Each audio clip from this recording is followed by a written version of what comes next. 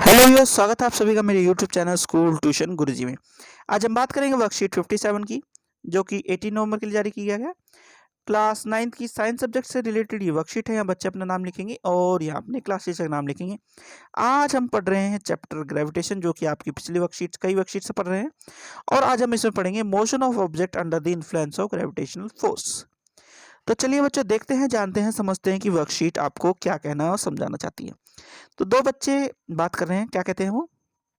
If I drop a ball of iron and another ball of plastic of same size in vacuum from the same height, which one will fall and reach the ground first?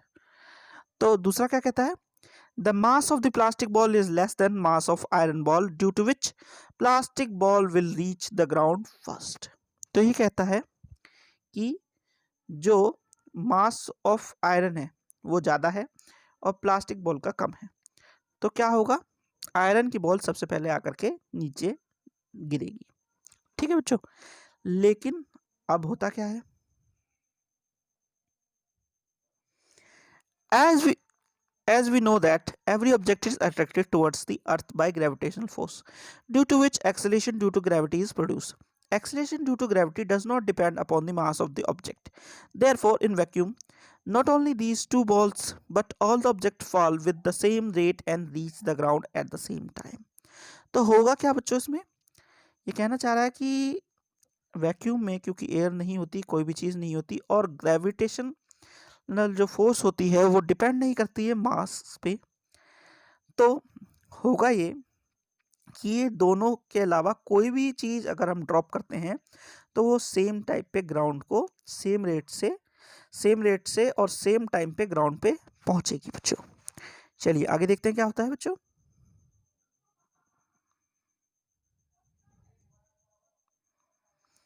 In normal condition, if we perform the similar activity with a feather and a stone, we observe that the feather reaches the ground little later than the stone.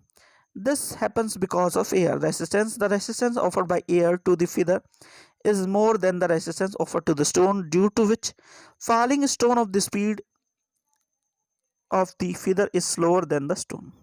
तो क्या हुआ बच्चों, ये कह रहा है कि अगर हम सेम एक्टिविटी करें, फिदर और स्टोन को ऊपर से डालें, तो क्या होगा, एयर रेसिस्टेंस की वजह से फिदर धीरे धीरे आएगा, स्टोन पहले आ जाएगा। ऐसा इसलिए होगा क्योंकि एयर उसे रेसिस्टेंस प्रोवाइड कर रही है और जिस वजह से वो धीरे धीरे आ रहा है।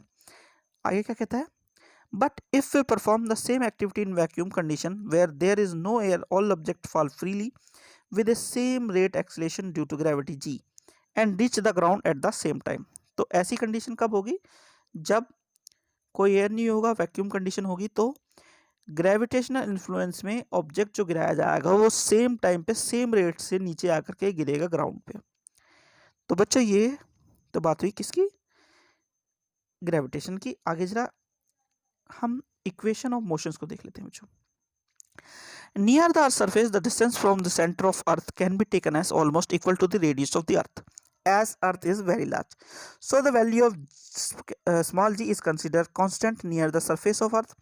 Therefore, in all three equations of motion for a falling object like a stone under the influence of gravity, acceleration a can be replaced by the acceleration due to gravity g and can be written as v is equal to u plus gt, s is equal to ut plus half gt square, 2gs is equal to v square minus u square। यानी कि अर्थ का जो surface है उस पे जो centre है वहाँ पे अगर रेडियस को हम माने और तो अर्थ का रेडियस ऑलमोस्ट इक्वल है then in comparison to the poles, यानी कि कुछ जगह पे ज़्यादा है कुछ जगह पे कम है, लेकिन जब इक्वेटर पे हम यानी कि सेंटर पे आते हैं तो वहाँ पे रेडियस सेम है। तो ऐसे केस में हम क्या कह सकते हैं कि जी की वैल्यू कांस्टेंट रहेगी और जो थ्री इक्वेशंस ऑफ मोशन है उसमें एक्सीलरेशन को हम उस टाइम पे स्मॉल जी से यानी ग्रेविटी से रिप्लेस कर सकते हैं और इन तीन इक्वेशंस को बना सकते हैं बच्चों। आगे क्या कहता है देखते हैं।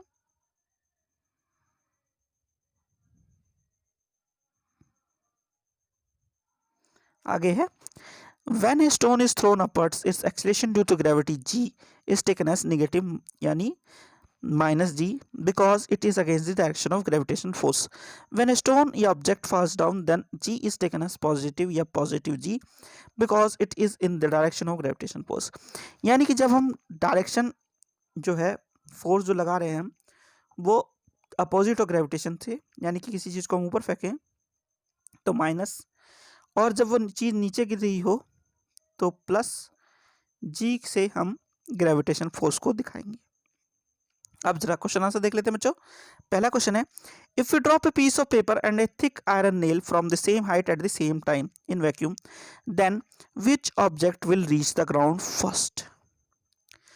तो यहाँ पे क्योंकि वैक्यूम है तो दोनों के दोनों एक ही समय पे ग्राउंड पे पहुंचेंगे, क्योंकि किसी को भी एयर का रेजिस्टेंस नहीं मिलेगा बच्चों। अगला प्रश्न है, y acceleration due to gravity is taken as minus g for any object thrown in upward direction. तो acceleration due to gravity is taken as minus g as the object is working under the influence of gravity. It was not correct, बल्कि वो क्या कर रहा है, it was acting against the gravity due to which the negative sign was used. ठीक है बच्चों।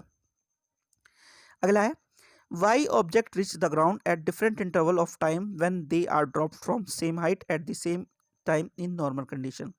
तो ऐसा इसलिए होता है क्योंकि जो एयर का रेजिस्टेंस है वो उसे ऐसा करने से रोकता है बच्चों। यहाँ पे क्वेश्चन नंबर 4 है, write 3 equations of motion by replacing acceleration a with acceleration due to gravity in them, यानी कि कैपिटल जी स्मॉल जी को हमें एक्सेलरेशन ए से रिप्लेस करना है।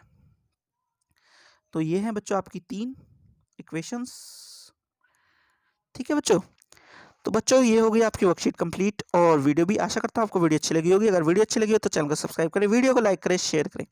Thank you.